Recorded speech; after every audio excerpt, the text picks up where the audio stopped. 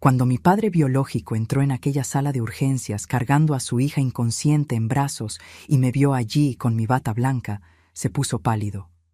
No pudo ocultar la conmoción al darse cuenta de que la única doctora disponible en esa madrugada era exactamente la hija que él había abandonado 20 años antes, diciendo que yo nunca sería nada en la vida debido a mi discapacidad auditiva. Él no sabía que aquella niña, sorda e inútil, se había convertido en la jefa del sector de urgencias del hospital más grande de la región. Pero antes de continuar, revisa si ya estás suscrito al canal y escribe en los comentarios: ¿desde dónde estás viendo este video?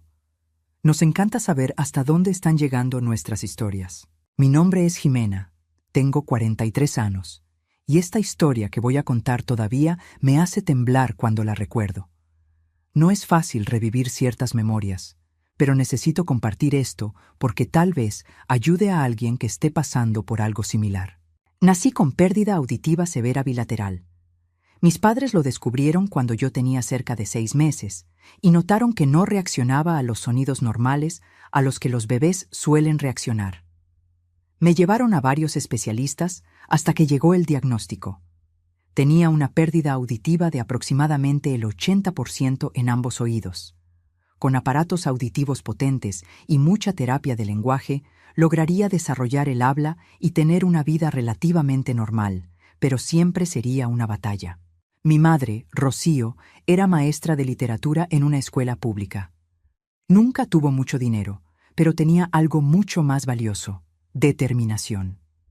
Desde el momento en que supo de mi condición, se convirtió en una guerrera incansable. Aprendió lengua de señas conmigo. Pasó noches estudiando sobre la sordera, me llevaba a todas las terapias, incluso cuando eso significaba tomar 3 camiones diferentes. Conocí a mi padre, Joaquín, a través de fotos y de las pocas historias que mi madre compartía cuando yo insistía mucho. Se habían conocido en una fiesta de graduación. Él era ingeniero, exitoso, guapo, lleno de planes grandiosos. Fueron novios por 1 año antes de casarse. Mi madre dice que los primeros meses fueron como un cuento de hadas. Cuando ella se embarazó de mí, Joaquín estaba extasiado. Hablaba de tener un hijo perfecto, de criar un campeón, de darle al hijo todas las oportunidades que él no tuvo. Compró libros sobre desarrollo infantil, planeó cada detalle de mi educación antes incluso de que yo naciera. Pero el cuento de hadas se desmoronó cuando los médicos confirmaron mi pérdida auditiva. Mi madre me contó que Joaquín se quedó en silencio por días. No lloró, no gritó, simplemente se encerró en un silencio helado que era peor que cualquier explosión. Cuando finalmente habló, sus palabras fueron como cuchillos. Yo no puedo criar a una niña defectuosa. No fue esto lo que planeé para mi vida. Mi madre intentó argumentar. Intentó mostrarle que yo podría tener una vida normal con los tratamientos adecuados, pero Joaquín ya había decidido. Para él, yo representaba un fracaso, una imperfección que manchaba la imagen perfecta que él había construido en su cabeza. Él se fue de casa cuando yo tenía apenas 4 meses. Simplemente hizo las maletas y se marchó, dejando a mi madre sola con un bebé que necesitaba cuidados especiales carísimos. No dejó dinero. No ayudó con nada. El divorcio fue rápido y cruel. Consiguió un abogado astuto que prácticamente lo eximió de cualquier responsabilidad financiera, alegando que mi madre había ocultado información sobre posibles problemas de salud durante el embarazo. Crecí sin padre, pero nunca me sentí incompleta por eso. Mi madre era todo: madre, padre, amiga, maestra, terapeuta. Trabajaba por la mañana dando clases y por la tarde hacía trabajos de corrección de textos en casa para pagar mis terapias. Por la noche, después de que yo me dormía, ella estudiaba sobre sordera, sobre educación especial, sobre todo lo que pudiera ayudarme. Mis aparatos auditivos eran caros y necesitaban mantenimiento constante. Cada batería, cada ajuste, cada consulta costaba una fortuna que mi madre no tenía. Recuerdo verla vendiendo sus pocas joyas, sus libros antiguos, cualquier cosa que pudiera generar algún dinero. Las terapias de lenguaje eran 3 veces por semana.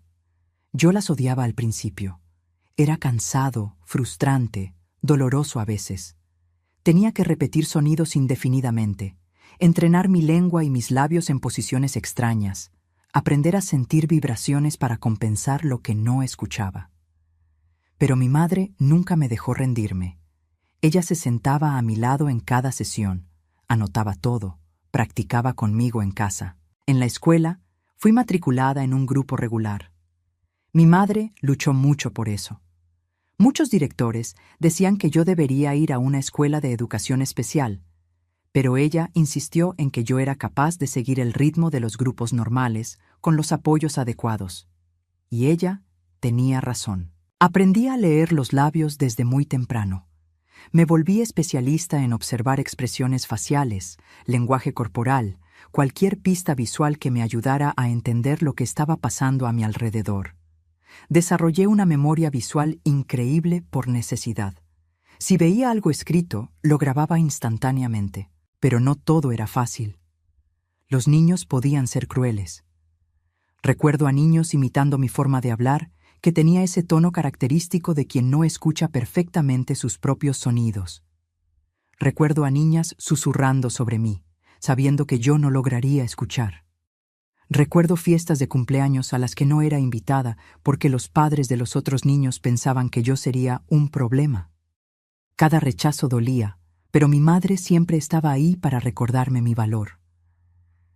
Jimena, decía ella, sosteniendo mi rostro entre sus manos para que yo pudiera leer sus labios perfectamente. Tú no eres tu sordera. Tú eres inteligente, fuerte, capaz. No dejes que nadie te defina por lo que no tienes. Cuando tenía 8 años, sucedió algo extraordinario. Mi maestra de ciencias se dio cuenta de que yo tenía una facilidad absurda con la materia. Mientras otros niños luchaban para entender conceptos básicos, yo absorbía todo como una esponja. No solo memorizaba, realmente entendía. La maestra llamó a mi madre para una reunión. «Rocío», le dijo, «Jimena tiene un talento excepcional para las ciencias, especialmente biología y anatomía.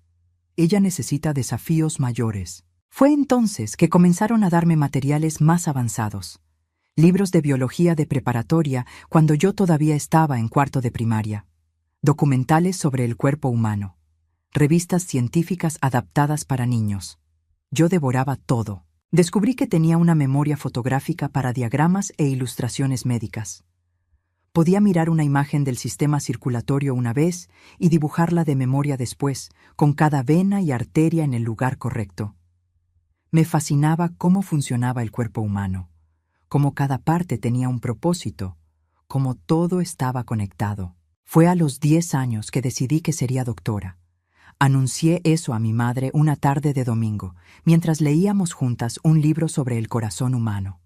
«Mamá», le dije, usando mi voz que aún luchaba con ciertas consonantes, «quiero ser doctora cuando crezca. Quiero ayudar a las personas como los médicos me ayudaron a mí». Vi lágrimas en sus ojos. Ella me abrazó fuerte y susurró en mi oído bueno, «Lo vas a lograr, hija mía. Yo sé que lo harás». Pero el camino hasta allá sería mucho más difícil de lo que cualquiera de nosotras imaginaba. La primaria y secundaria fueron una montaña rusa. Académicamente, yo era excelente. Mis calificaciones eran siempre las más altas del salón, especialmente en ciencias y matemáticas. Pero socialmente, yo era una isla. Los otros alumnos no sabían cómo interactuar conmigo. Algunos tenían miedo, como si la sordera fuera contagiosa. Otros simplemente me ignoraban. Yo almorzaba sola, sentada en una esquina del patio, leyendo mis libros de biología mientras escuchaba fragmentos de conversaciones que mi aparato auditivo captaba. Hubo un episodio que nunca olvidaré. Yo estaba en 1º de secundaria, tenía unos 12 años. Un grupo de niñas populares decidió que sería gracioso hacerme una broma. Se pusieron detrás de mí durante el recreo y comenzaron a gritar insultos, sabiendo que yo no escucharía bien. Cuando me di la vuelta e intenté entender qué estaba pasando, ellas se murieron de risa de mi expresión confundida. Un maestro vio y las regañó, pero el daño estaba hecho. Fui al baño y lloré hasta no poder más. No era solo su crueldad lo que dolía, era la constante sensación de ser diferente, de no pertenecer, de tener que luchar 10 veces más que todo el mundo solo para ser tratada como igual. Cuando llegué a casa ese día, mi madre se dio cuenta inmediatamente de que algo estaba mal. No me forzó a hablar, solo me abrazó y dejó que llorara en su hombro. Después, cuando me calmé, dijo algo que llevo conmigo hasta hoy. Jimena, las personas crueles atacan aquello que no entienden. Ellas tienen miedo de tu fuerza porque saben que eres capaz de cosas que ellas nunca serán. Usa ese dolor como combustible. Muéstrale al mundo entero de lo que eres capaz. Y fue exactamente eso lo que hice. Canalicé todo aquel dolor, toda aquella rabia, toda aquella frustración hacia los estudios. Me despertaba a las 5 de la mañana para estudiar antes de la escuela. Me quedaba en la biblioteca hasta que cerraban.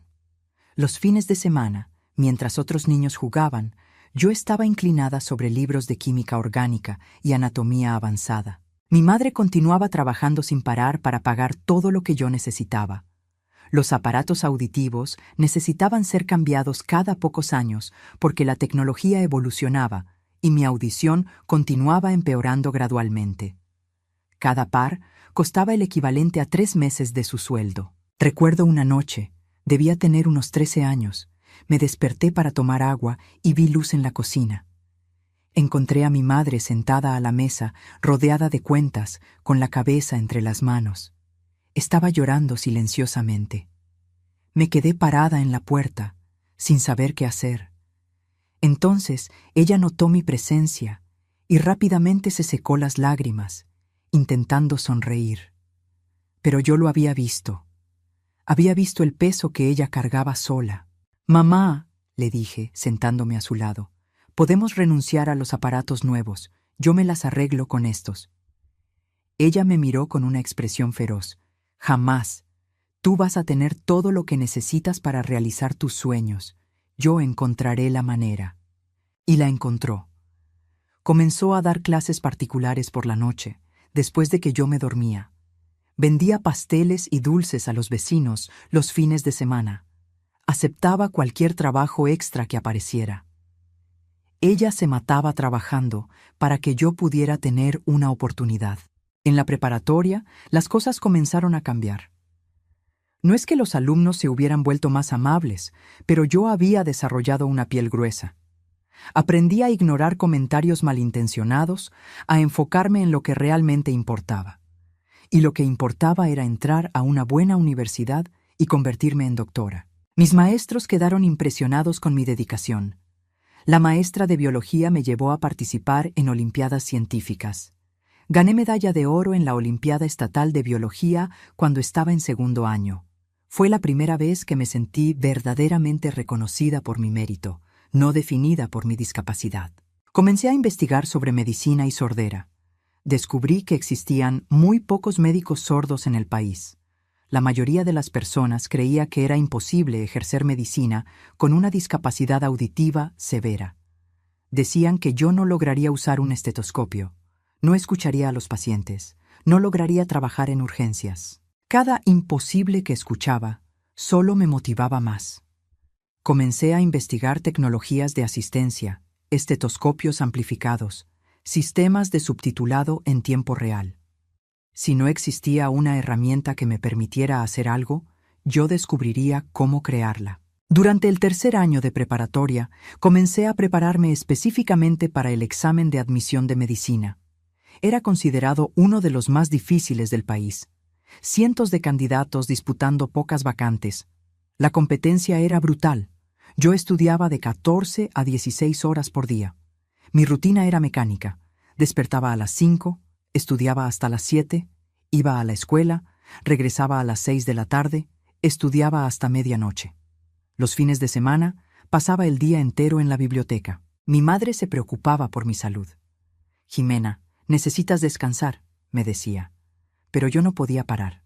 Sabía que tendría que ser no solo buena, sino excepcional. Tendría que compensar cualquier duda que mi sordera pudiera generar. Algunos maestros bien intencionados intentaron convencerme de elegir otro camino. «Jimena, eres brillante, pero medicina es muy exigente. Tienes que escuchar estetoscopios. Tienes que comunicarte en emergencias ruidosas. ¿Ya pensaste en ser investigadora? ¿O maestra de biología? Yo agradecía educadamente y continuaba en mi camino. No iba a dejar que nadie me desanimara. Tenía un objetivo y nada me desviaría de él. El día del examen de admisión llegó. Recuerdo cada detalle de aquella mañana. Me desperté a las 4:30, demasiado nerviosa para volver a dormir. Me puse mis mejores aparatos auditivos, aquellos para los que mi madre había vendido su auto viejo para comprar. Repasé mis apuntes por última vez. Mi madre hizo mi desayuno favorito, aunque yo apenas lograba comer de tan ansiosa. En la puerta, antes de salir, me abrazó fuerte.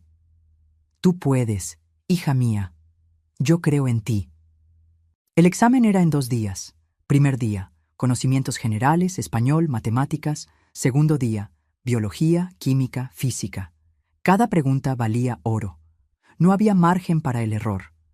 Me senté en mi pupitre, rodeada por cientos de otros candidatos. Miré alrededor y vi rostros confiados de jóvenes que habían estudiado en escuelas privadas carísimas, que habían tomado cursos propedéuticos de élite, que tenían padres médicos orientando cada paso. Y allí estaba yo, la chica sorda de la escuela pública, con aparatos auditivos ruidosos y una madre maestra que había vendido todo para darme esa oportunidad.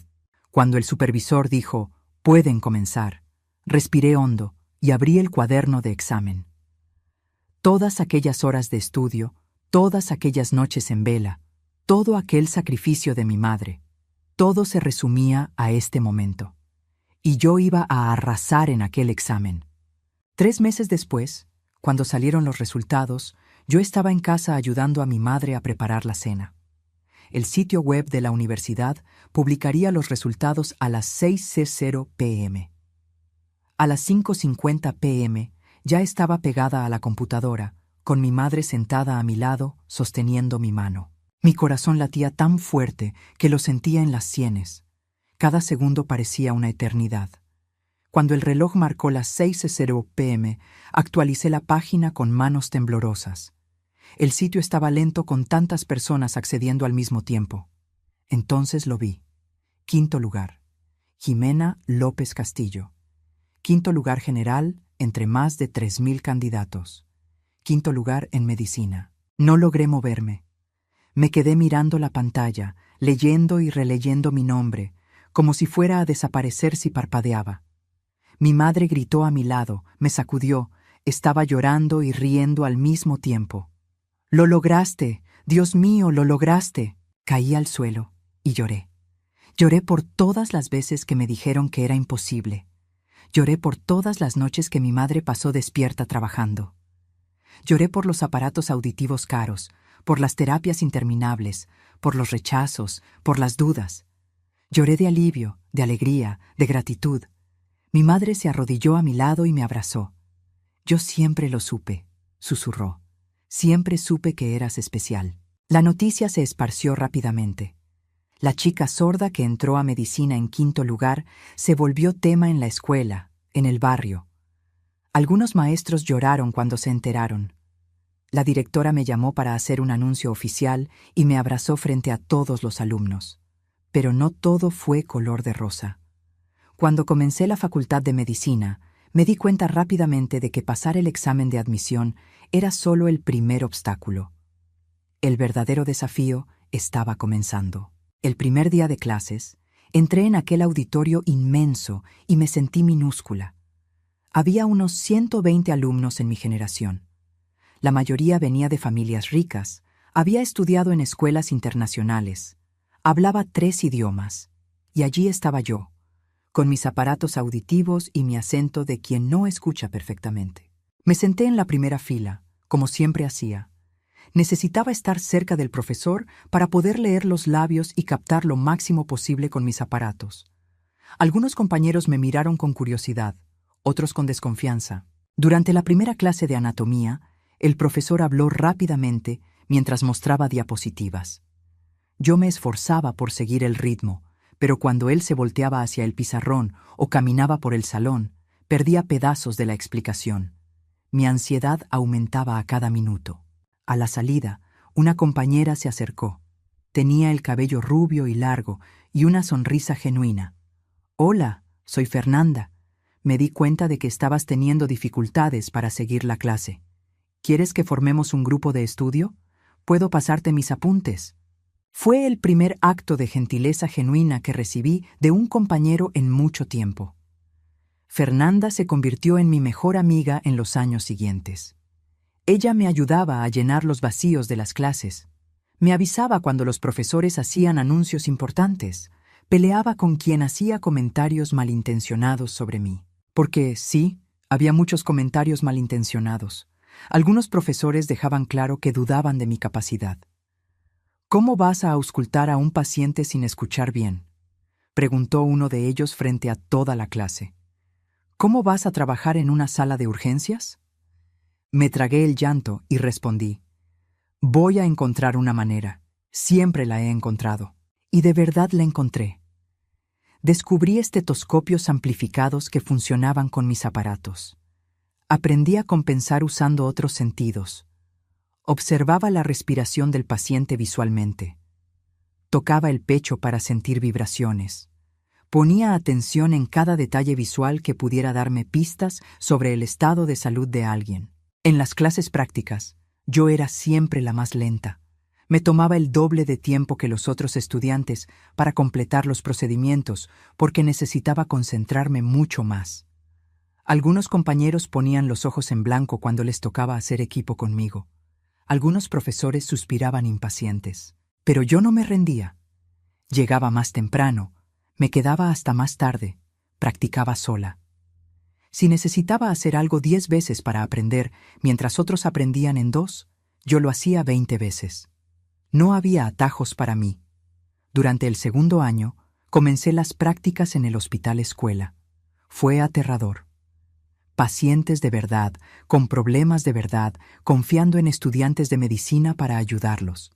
Y yo era una estudiante sorda, intentando probar que era tan capaz como cualquier otro. Mi primer paciente fue un señor de 65 años con dolor en el pecho.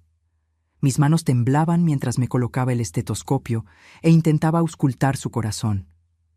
El ruido del hospital al fondo interfería con mis aparatos auditivos. Yo sudaba, concentrada intensamente. «¿Puede escucharme?», preguntó el paciente, preocupado por mi expresión tensa. «Sí, señor», respondí, aunque en realidad estaba teniendo dificultades, pero no iba a admitir eso y confirmar las dudas de todos. El profesor supervisor me observaba críticamente. Cuando terminé el examen, me llamó aparte. «Ximena, necesitas ser honesta sobre tus limitaciones. Si no logras auscultar adecuadamente, necesitas decirlo». «Yo puedo», insistí. «Solo necesito un ambiente más silencioso o mejor equipo». Él suspiró. «La medicina es un ambiente ruidoso y caótico. No puedes cambiar eso». «Entonces me voy a adaptar», respondí con firmeza. Y me adapté. Desarrollé técnicas que otros médicos ni consideraban. Aprendí a hacer diagnósticos usando combinaciones de señales visuales, signos vitales objetivos, exámenes complementarios. Descubrí que mi atención extrema a los detalles, desarrollada por años, compensando mi audición, me hacía excepcionalmente buena para observar cosas que otros médicos perdían. En el tercer año, tuve mi primera victoria real. Estaba atendiendo a una paciente en urgencias, una mujer de 40 años con dolor abdominal. Los residentes más experimentados la habían examinado y concluido que era gastritis. Pero algo no me cuadraba. Observé que ella tenía una leve coloración amarillenta en la piel y en los ojos, algo sutil que los otros no habían notado. Insistí en hacer pruebas de función hepática. El profesor supervisor se irritó con mi terquedad, pero autorizó los exámenes para callarme. Los resultados regresaron mostrando niveles alarmantemente altos de enzimas hepáticas. La paciente tenía hepatitis fulminante y necesitaba tratamiento urgente. Si hubiera sido dada de alta con diagnóstico de gastritis, podría haber muerto en casa. Aquel fue el momento en que las cosas comenzaron a cambiar. Los profesores dejaron de verme solo como la estudiante sorda problemática y comenzaron a reconocer que yo tenía habilidades reales, tal vez hasta únicas. Mi madre continuaba siendo mi mayor apoyo. Asistía a todas las ceremonias de la facultad, a cada pequeño logro. Tomaba fotos de todo, guardaba cada certificado como si fuera oro. Poco a poco, yo veía cómo ella estaba envejeciendo rápido. El cabello completamente blanco ahora, el rostro marcado por el agotamiento de años de trabajo excesivo. En el 4º año de medicina, sucedió algo que cambiaría todo. Supe a través de conocidos en común que mi padre, Joaquín, estaba viviendo en la misma ciudad, aquí en Guadalajara. Se había mudado para trabajar en una gran constructora. Se había casado nuevamente hace años. Tenía una hija adolescente. La información me golpeó como un puñetazo. Todos esos años, él estaba viviendo su vida perfecta mientras mi madre y yo luchábamos solas. Él tenía la familia que siempre quiso, sin la hija defectuosa para manchar su imagen. No le conté a mi madre que había descubierto eso. Sabía que reabriría viejas heridas. Pero comencé a prestar atención, a preguntar discretamente. Descubrí que su hija se llamaba Valeria. Tenía 15 años. Estudiaba en una escuela privada cara. Él publicaba fotos de ella en redes sociales, fiestas de cumpleaños lujosas, viajes al extranjero, todo lo que el dinero podía comprar. Sentí una mezcla de rabia y algo que no quería admitir. Dolor. Dolor por haber sido descartada tan fácilmente.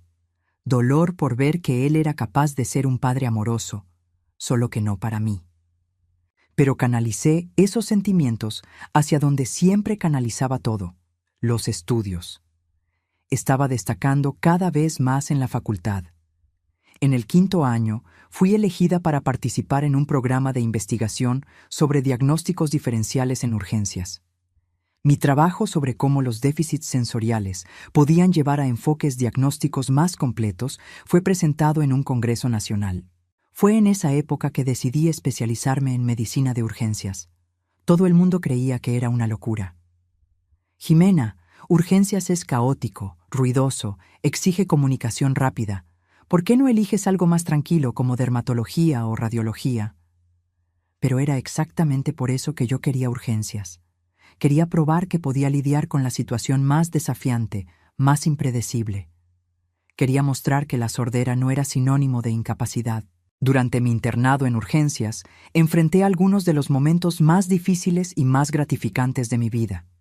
Hubo guardias de 24 horas en las que atendí decenas de pacientes, desde niños con fiebre hasta víctimas de accidentes graves. Aprendí a leer situaciones rápidamente, a priorizar, a tomar decisiones bajo presión intensa. Mis compañeros internos comenzaron a respetarme cuando se dieron cuenta de que yo no pedía trato especial. Yo asumía las mismas guardias agotadoras, atendía los mismos casos difíciles, me quedaba despierta las mismas 36 horas seguidas cuando era necesario. Y más, yo era buena. Desarrollé una reputación de ser meticulosa, de nunca perder detalles. Otros internos podían hacer historias clínicas rápidas y superficiales, pero yo no. Yo observaba cada movimiento del paciente, cada expresión facial, cada inconsistencia en el relato. Esa atención extrema a los detalles me hizo detectar cosas que otros perdían. En el último año de la facultad, tuve que elegir dónde hacer mi residencia en medicina de urgencias. El Hospital General de Guadalajara era el mejor de la región, con el programa de residencia más disputado. También era el hospital donde mi supervisor de internado trabajaba y me había animado a postularme. Jimena me dijo un día tras una guardia particularmente difícil: «Tienes todo para ser una excelente urgencióloga. Tu discapacidad auditiva no es una limitación, es una perspectiva diferente. Tú ves cosas que los médicos con audición perfecta no ven porque no necesitan compensar. Postúlate al Hospital General. Yo te voy a recomendar». Hice el examen para la residencia. Nuevamente, aquella presión inmensa de tener que ser no solo buena, sino excepcional. El proceso era riguroso. Examen escrito, examen práctico, presentación de caso clínico, entrevistas. En la entrevista, el comité examinador me hizo la pregunta inevitable: ¿cómo pretende trabajar en una sala de urgencias con su limitación auditiva? Respiré hondo y respondí. Con respeto, no veo mi sordera como una limitación, sino como una característica que me enseñó a compensar usando otros recursos. Desarrollé habilidades de observación por encima del promedio. Aprendí a leer el lenguaje corporal y expresiones faciales mejor que la mayoría. Uso tecnología de asistencia de punta. Y más importante, nunca dejé que mi discapacidad me impidiera hacer lo que se tiene que hacer. Les pido que me juzguen por mi desempeño, no por suposiciones sobre lo que no puedo hacer. Algunos miembros del comité parecían escépticos, pero otros asintieron pensativos. Cuando salí de aquella sala, sabía que había dado todo de mí. El resultado dependería de si ellos lograban ver más allá de los prejuicios. 2 semanas después, recibimos los resultados. Tomé el sobre con manos temblorosas. Dentro había una carta de aceptación. No solo había pasado, sino que había quedado en segundo lugar entre más de 200 candidatos. Mi madre lloró cuando le conté. Esta vez eran lágrimas de puro orgullo.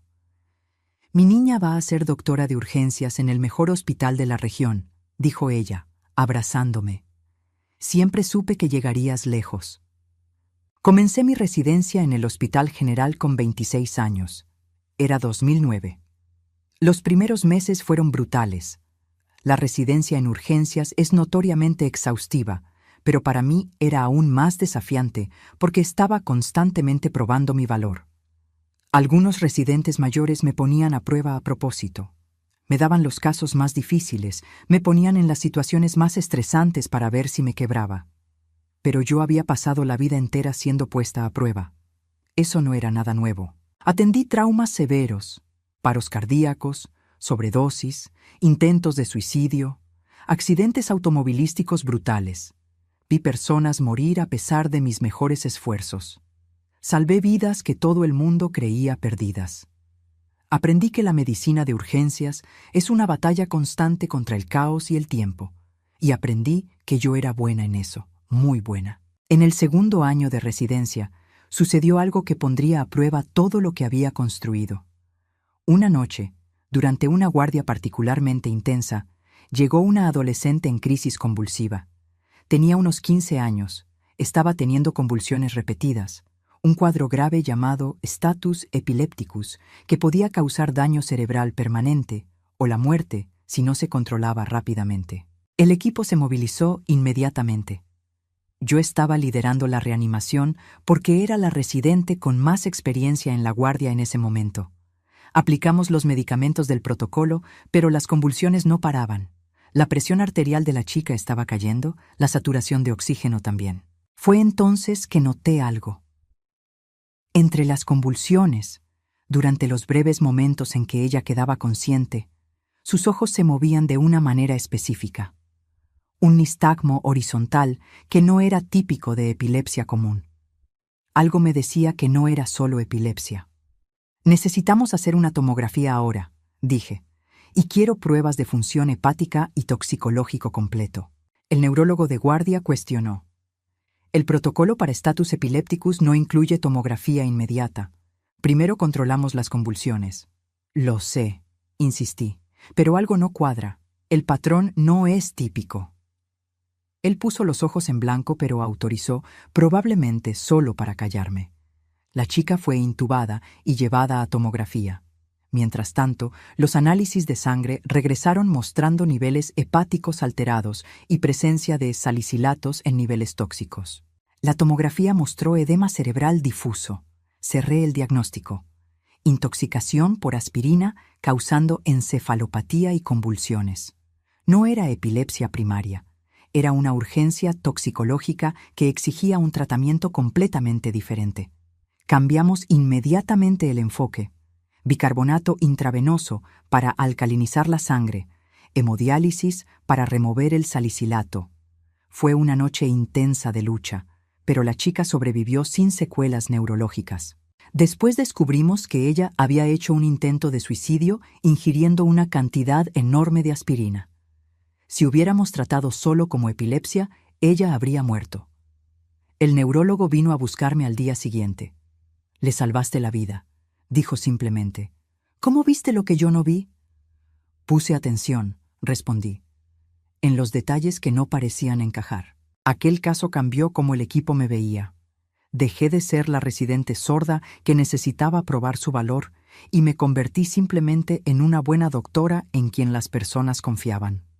En el tercer año de residencia, fui promovida a jefa de residentes de urgencias. Era responsable de supervisar a los residentes más nuevos, coordinar horarios, liderar reuniones clínicas. A los 29 años, estaba liderando un equipo de 20 residentes, todos mayores que yo, todos oyentes. Fue en esa época que mi madre comenzó a tener problemas de salud. Años de trabajo excesivo y estrés habían cobrado su precio. Desarrolló hipertensión grave, diabetes y tenía dolores crónicos en la espalda. Insistí en que dejara de trabajar. «Mamá, ahora soy yo quien cuida de ti», le dije. «Ya hiciste demasiado. Es hora de descansar». Con mi sueldo de jefa de residentes, logré rentar un departamento mejor para nosotras dos.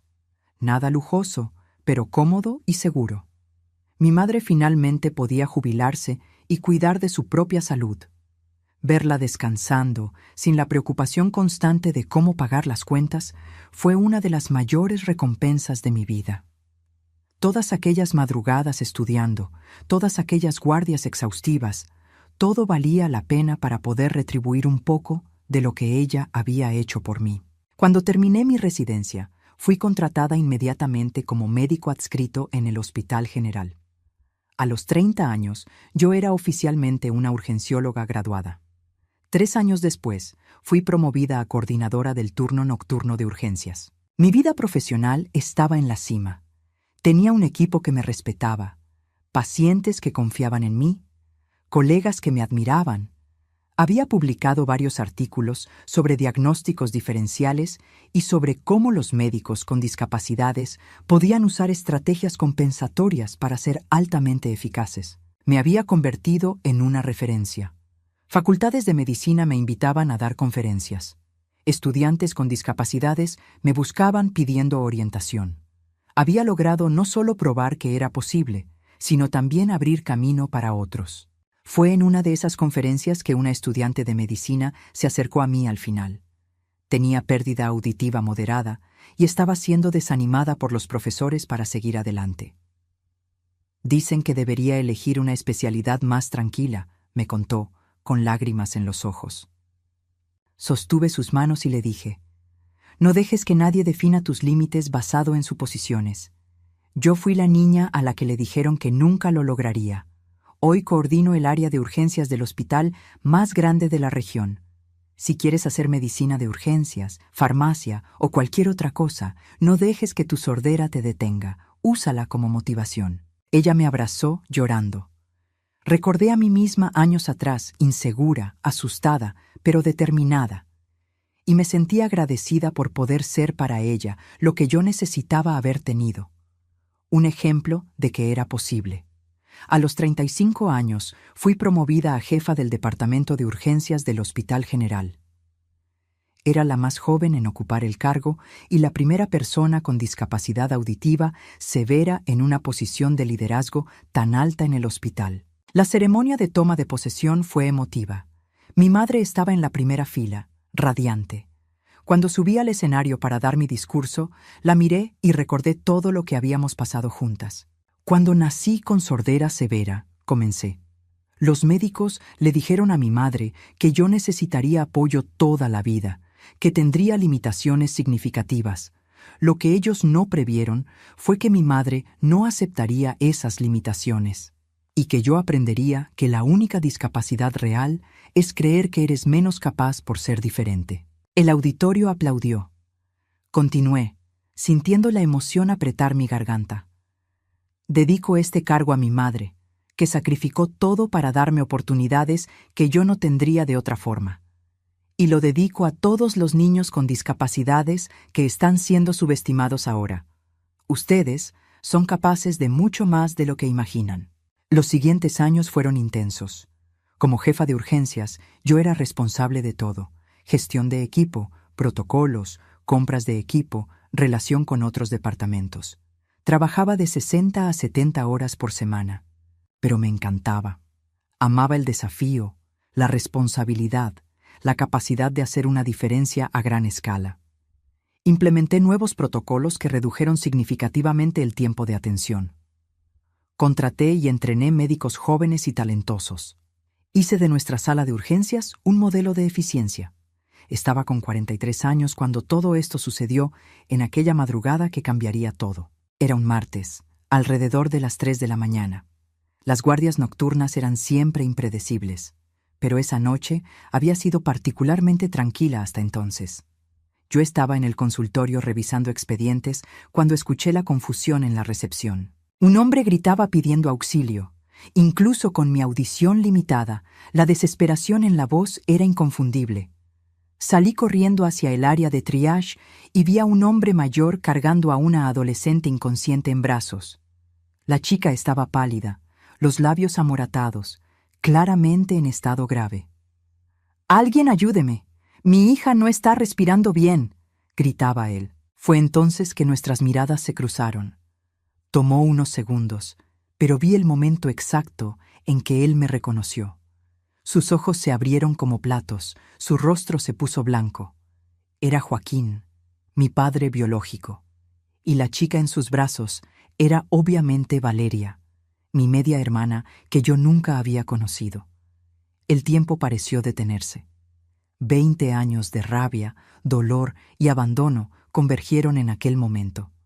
Pero yo era una doctora, y había una paciente que me necesitaba. «¡Traigan una camilla!», grité al equipo. «¡Preparen la sala 1!». Los enfermeros corrieron. Quitamos a la chica de los brazos temblorosos de Joaquín y la pusimos en la camilla. Mientras corríamos hacia la sala de urgencias, comencé el examen primario. Pulso débil y rápido, respiración superficial, pupilas reactivas pero lentas. «¿Qué pasó?», le pregunté a Joaquín mientras el equipo conectaba monitores a la chica. Él estaba en shock, mirándome con una mezcla de miedo e incredulidad. Ella tiene epilepsia. Estaba teniendo convulsiones en casa y entonces dejó de respirar bien. ¿Hace cuánto tiempo? Unos 10 minutos tal vez. La traje lo más rápido que pude. Comencé a trabajar automáticamente. Oxígeno por mascarilla, acceso venoso, análisis de sangre, monitoreo cardíaco. La chica estaba en estado posictal prolongado, el periodo después de una convulsión grave cuando el cerebro se está recuperando. Pero algo no estaba bien. La respiración estaba muy deprimida. ¿Ella toma algún medicamento?, pregunté. Joaquín dudó. ¿Fenobarbital para las convulsiones? ¿Cuánto? ¿Cuándo fue la última dosis? Yo no sé exactamente. Ella se la toma sola. Lo miré con dureza. ¿Cómo no sabe la dosis del medicamento anticonvulsivo de su hija? Él se puso rojo. Mi exesposa generalmente se encarga de eso. Valeria estaba conmigo este fin de semana. Puse los ojos en blanco internamente. Claro. El mismo hombre que me abandonó porque yo no era lo suficientemente perfecta ahora ni se preocupaba por saber la dosis del medicamento de la hija perfecta. Los exámenes regresaron. Niveles de fenobarbital altísimos. La chica había tomado una sobredosis, probablemente accidental, pero posiblemente intencional. La respiración deprimida era por intoxicación medicamentosa. «Está intoxicada con fenobarbital», anuncié al equipo.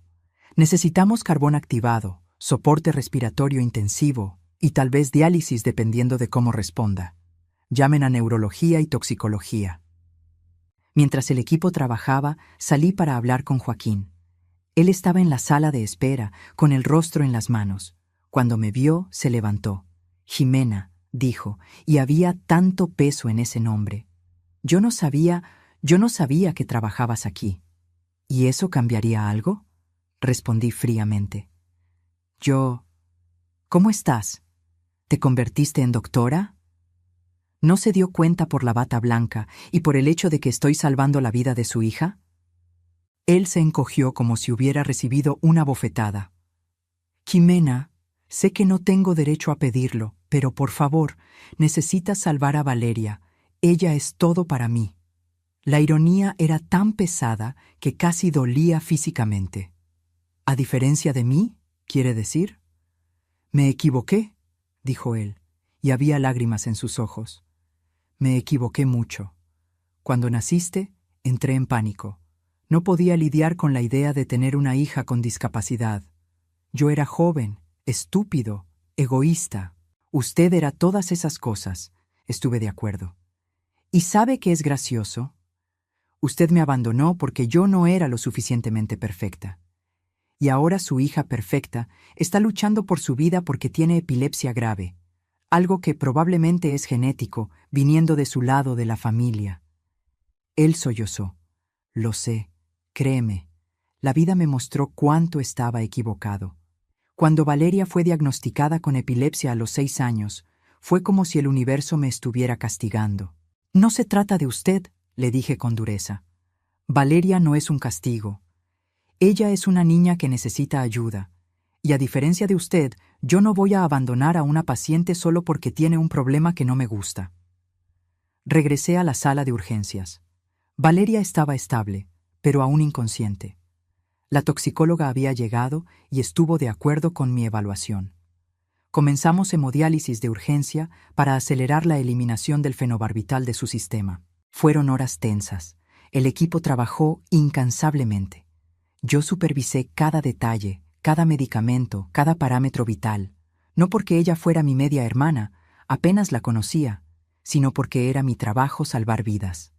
A las 7 de la mañana, Valeria finalmente comenzó a despertar. Sus ojos se abrieron, confundidos y asustados. ¿Papá?, llamó débilmente. Dejé que Joaquín entrara para estar con ella por unos minutos. Observé a través del vidrio de la sala mientras él sostenía su mano, llorando y murmurando algo que yo no lograba leer en los labios. Después de unos 10 minutos, entré nuevamente. Valeria, dije suavemente, soy la doctora Ximena. Tuviste una convulsión grave y tomaste demasiado medicamento. ¿Puedes decirme qué pasó? Ella me miró, luego a su padre, luego de vuelta a mí. Yo me estaba sintiendo rara. Pensé que necesitaba más medicina. No recuerdo cuántas pastillas tomé. Accidental entonces, no intencional. Eso era un alivio al menos, pero indicaba un problema mayor. Una adolescente de 15 años manejando sola una medicación potencialmente peligrosa. En los días siguientes, Valeria se quedó internada en observación. Yo ya no era la doctora responsable del caso. Se lo había pasado al neurólogo titular, pero supervisaba de cerca. Joaquín prácticamente vivió en el hospital durante ese periodo. Él intentó conversar conmigo varias veces. Yo lo evitaba cuando era posible, pero eventualmente me acorraló en un pasillo vacío. Ximena, por favor, necesito hablar contigo. Suspiré. Hable rápido, tengo pacientes esperando. Sé que me odias, me lo merezco, pero necesito que sepas que me arrepiento todos los días de haberte abandonado a ti y a tu madre. Cuando Valeria nació, pensé que podría empezar de nuevo, tener la familia perfecta que siempre quise, pero la vida no funciona así. No funciona, estuve de acuerdo. ¿Usted descubrió eso cuando Valeria fue diagnosticada con epilepsia? Él asintió miserablemente. Fue un shock, y entonces me di cuenta de lo hipócrita que yo era. Aquí estaba yo, lidiando con una hija con problemas neurológicos, y en todo lo que podía pensar era en ti, en cómo te traté, en cómo fui un cobarde. ¿Y qué quiere? ¿Perdón? ¿Absolución?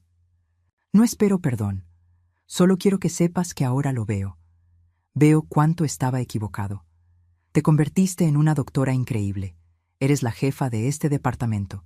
Y yo tiré a la basura la oportunidad de ser tu padre. Miré a aquel hombre que era mi padre biológicamente, pero un completo extraño emocionalmente. Parte de mí quería gritarle, quería enlistar todas las noches que mi madre pasó llorando, todos los sacrificios que hicimos. Pero la verdad es que yo estaba cansada de cargar aquel peso. Joaquín, le dije usando su nombre, no papá, usted tiene razón. Tiró a la basura esa oportunidad. ¿Pero sabe qué descubrí a lo largo de los años? No necesito su arrepentimiento. No necesito su reconocimiento. Construí una vida buena a pesar de usted, no gracias a usted. Lo sé, susurró él. En cuanto a Valeria, continué, ella necesita supervisión adecuada de los medicamentos, necesita acompañamiento psicológico. Los adolescentes con epilepsia tienen tasas altas de depresión y ansiedad, y necesita un padre presente que realmente se preocupe por su bienestar, no solo cuando ella está en crisis. Voy a hacerlo mejor, prometió. Voy a ser el padre que no fui para ti. Espero que sí, dije. Por ella. Ahora, con permiso, necesito trabajar. Valeria fue dada de alta unos días después con un plan de tratamiento ajustado. Antes de irse, pidió hablar conmigo. Entré al cuarto y encontré a una adolescente de ojos grandes que parecía asustada y confundida. Doctora Ximena, comenzó vacilante, mi papá me contó, sobre usted, sobre que somos hermanas. Me senté en la silla junto a la cama.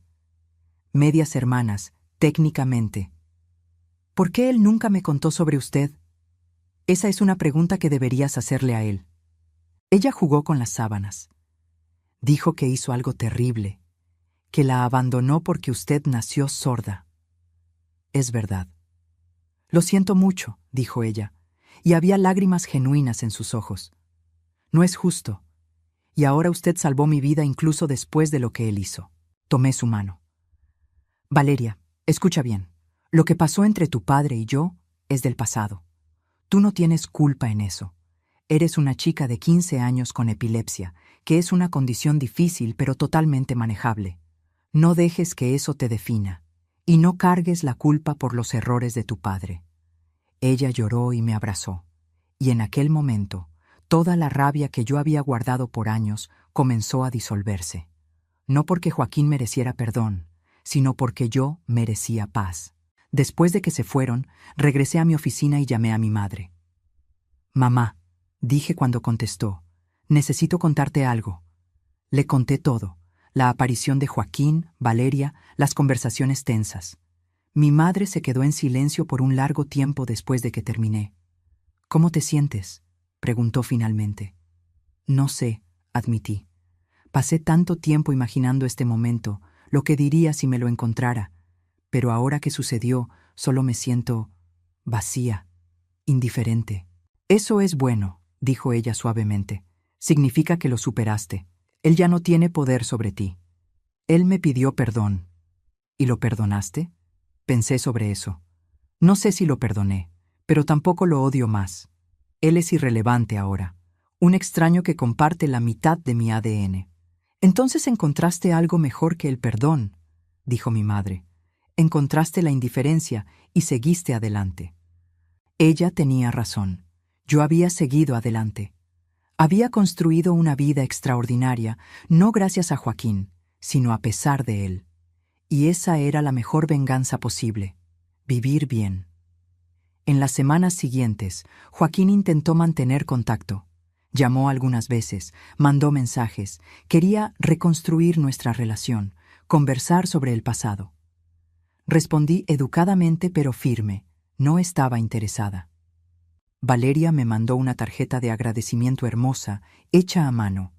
Adentro escribió: Gracias por salvar mi vida y por mostrarme que las personas con problemas de salud pueden hacer cosas increíbles.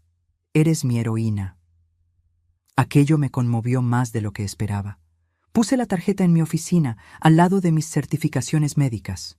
Algunos meses después, fui invitada a dar una conferencia en un Congreso Nacional de Medicina de Urgencias. El tema era Superando barreras, médicos con discapacidades en ambientes de alta presión. En el escenario, ante cientos de médicos de todo el país, conté mi historia. No todos los detalles dolorosos, pero lo suficiente para ilustrar la jornada. Hablé sobre nacer sorda, sobre ser abandonada por el padre, sobre la lucha de mi madre, sobre probar constantemente mi valor. La cuestión, dije al micrófono, leyendo los labios de la intérprete de lengua de señas que estaba a mi lado para asegurar que yo iba al ritmo correcto, no es si van a enfrentar obstáculos, los van a enfrentar. La cuestión es cómo van a responder a ellos.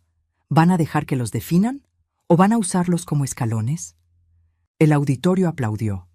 Después de la conferencia, decenas de personas vinieron a hablar conmigo. Estudiantes de medicina con discapacidades, padres de niños con sordera, médicos que trabajaban con poblaciones especiales.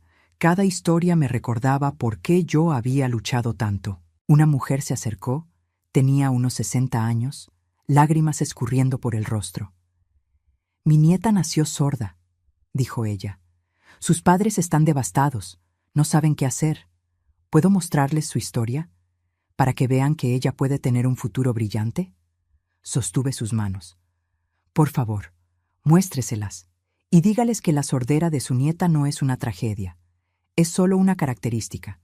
En lo que ella se va a convertir depende del amor y de las oportunidades que ellos le den». Regresé a casa esa noche sintiéndome completa de una manera que nunca me había sentido antes. Tenía un propósito. No estaba solo salvando vidas en el hospital, estaba cambiando mentalidades, abriendo caminos. Mi madre me estaba esperando con la cena lista. A los 70 años, ella todavía insistía en cuidarme, aunque yo fuera adulta e independiente. Comimos juntas, conversando sobre el Congreso, sobre el hospital, sobre la vida. «Estoy orgullosa de ti», dijo de repente, en medio de la conversación. «Siempre lo estuve, pero hoy especialmente. Transformaste tu dolor en propósito». «Aprendí de la mejor», respondí, tomando su mano. Aquella noche, antes de dormir, pensé en toda mi jornada, de los primeros diagnósticos devastadores a las victorias médicas, del abandono de mi padre a mi posición de liderazgo, de las dudas constantes al respeto conquistado. Pensé en Joaquín y Valeria, no con rabia, sino con una especie de compasión distante. Joaquín tendría que vivir con sus elecciones, y Valeria, esperanzadoramente, tendría un mejor padre de aquí en adelante. En cuanto a mí, yo había hecho las paces con mi pasado. Había probado todo lo que necesitaba probar, a mí misma, a mi madre, a todos los que dudaron. No necesitaba más la validación de nadie. Al mes siguiente, el hospital me ofreció una promoción. Querían que me convirtiera en directora médica del hospital, no solo de urgencias. Sería la primera persona con discapacidad severa en ocupar un cargo ejecutivo tan alto en la institución. Acepté. No porque necesitara probar nada más, sino porque podía hacer la diferencia en una escala aún mayor. Podía garantizar que otros médicos y pacientes con discapacidades recibieran el respeto y las oportunidades que merecían. En la ceremonia de toma de posesión, mi madre estaba en la primera fila, como siempre. Pero esta vez había alguien más. Valeria había pedido asistir. Joaquín no vino. Respeté eso. Pero Valeria quería estar ahí, y yo lo permití. Durante mi discurso, miré a las dos generaciones de mujeres que representaban diferentes partes de mi historia. Mi madre, que nunca se rindió conmigo, y Valeria, que representaba la posibilidad de redención y nuevos comienzos. Cuando nací, comencé, recibí un diagnóstico que muchos veían como sentencia. Pero mi madre me enseñó que los diagnósticos no definen destinos. El esfuerzo, el amor y la determinación definen. Hoy, como directora médica, mi objetivo es asegurar que este hospital trate a cada persona, empleado o paciente, con la misma dignidad y las mismas oportunidades independientemente de sus diferencias. El aplauso fue ensordecedor. Irónicamente, yo apenas escuchaba con mis aparatos auditivos, pero sentía la vibración en el piso, veía las manos aplaudiendo, y eso era suficiente. Después de la ceremonia, Valeria se acercó tímidamente. «Doctora Jimena, ¿puedo hacerle una pregunta?» «Claro. ¿Cree que algún día podríamos ser amigas? No estoy pidiendo que perdone a mi papá o fingir que somos una familia normal, solo me gustaría conocerla mejor, si usted lo permite». Miré a aquella chica de 15 años, que no tenía la culpa de los errores del padre, que luchaba con su propia condición. Vi un poco de mí misma en ella, la necesidad de probar su valor, de ser más que su diagnóstico. «Podemos intentar», dije, despacio, sin presión, pero sí, podemos intentar. Ella sonrió y vi esperanza genuina en sus ojos. Mi madre me abrazó después. Eres mejor persona de lo que él jamás fue, susurró. Aprendí de ti, respondí. Hoy, a los 43 años, cuando miro hacia atrás, veo una jornada extraordinaria. No fue fácil, no fue justo, pero fue mía, y la conquisté con sangre, sudor y determinación inquebrantable. Soy la prueba viviente de que las limitaciones son frecuentemente impuestas por otros, no por nosotros mismos. Que los diagnósticos no son destinos. Que el abandono de algunos puede ser transformado en combustible para probar que estaban equivocados. ¿Y sabes qué es lo más bonito? Ahora recibo cartas de jóvenes sordos de todo el país diciendo que quieren ser médicos como yo. Recibo mensajes de padres agradeciendo por dar esperanza. Recibo invitaciones para hablar, enseñar, inspirar. Transformé mi dolor en propósito, y ese propósito está cambiando vidas. En cuanto a Joaquín, supe recientemente que se separó de su esposa. Está solo ahora, lidiando con las consecuencias de sus elecciones. No siento satisfacción en eso, solo una melancolía distante. Él podría haber sido parte de algo bonito, pero eligió lo contrario. Valeria y yo nos encontramos una vez al mes para tomar café. Conversamos sobre la vida, sobre sus luchas con la epilepsia, sobre sus ambiciones. Ella quiere ser abogada de derechos de las personas con discapacidad. Yo la animo en cada paso. No somos hermanas en el sentido tradicional, tal vez nunca lo seremos. Pero tenemos una conexión, un entendimiento mutuo de cómo es luchar contra las expectativas limitadas de los otros. ¿Y mi madre? Ella finalmente está descansando, disfrutando los años que le quedan sin preocupaciones financieras. Vive conmigo ahora en una casa bonita que compré con mi sueldo de directora médica. Tiene un jardín que le encanta cuidar. Participa en grupos de la iglesia. Finalmente puede vivir, no solo sobrevivir. Cada vez que la miro y veo paz en su rostro, sé que cada lucha valió la pena. Ahora, si te gustó esta historia, haz clic en suscribirse y dime en los comentarios, ¿qué parte te dejó con la boca abierta? Y no olvides convertirte en miembro para tener acceso a videos exclusivos que no subo aquí. Te espero allá.